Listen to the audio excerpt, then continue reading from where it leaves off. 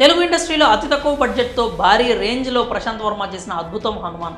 ఈ చిత్రం సంక్రాంతికి కానుకగా విడుదలైంది. అనుకున్నట్లుగానే పెద్ద హీరోల సినిమాల మధ్యన విడుదలై భారీ సంచలనం సృష్టించింది.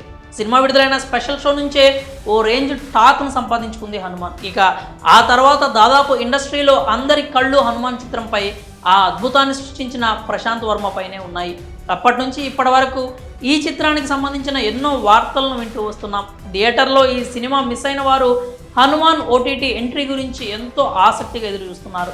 ఈ క్రమంలో తాజాగా హనుమాన్ ఓటీటీ ఎంట్రీపై ఇంట్రెస్టింగ్ బజ్ వినిపిస్తోంది. అయితే ఇప్పటికే హనుమాన్తో పాటు థియేటర్లో రిలీజ్ అయిన సినిమాలన్నీ ఓటీటీలో స్ట్రీమింగ్ అవుతూనే ఉన్నాయి. కానీ హనుమాన్ చిత్రానికి మాత్రం ఇప్పటి వరకు ఓటీటీ ఊసే రాలేదు. దీంతో అభిమానులు థియేటర్లో ఈ సినిమాను మిస్ అయిన వారు ఈ మూవీ ఓటీటీ ఎంట్రీ కోసం ఎంతో ఈగర్గా వెయిట్ చేస్తున్నారు.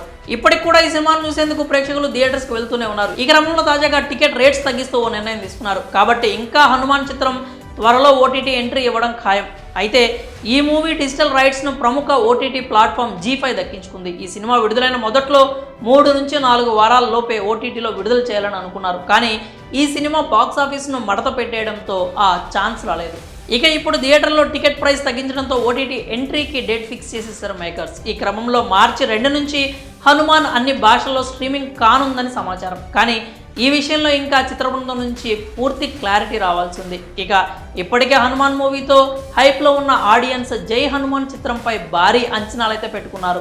మరి థియేటర్లో అందరికీ పూనకలు తెప్పించిన హనుమాన్ ఇప్పుడు ఓటీటీ ఆడియన్స్ని కూడా అదే రేంజ్లో ఆకట్టుకుంటుందని ఖచ్చితంగా చెప్పేయచ్చు. మరి సంక్రాంతికి బాక్సాఫీస్ని మడతపెట్టేసిన హనుమాన్ చిత్రం ఓటీటీలో వస్తుండడంపై మీరేమనుకుంటున్నారో మీ అభిప్రాయాలని కామెంట్స్ రూపంలో తెలియజేయండి.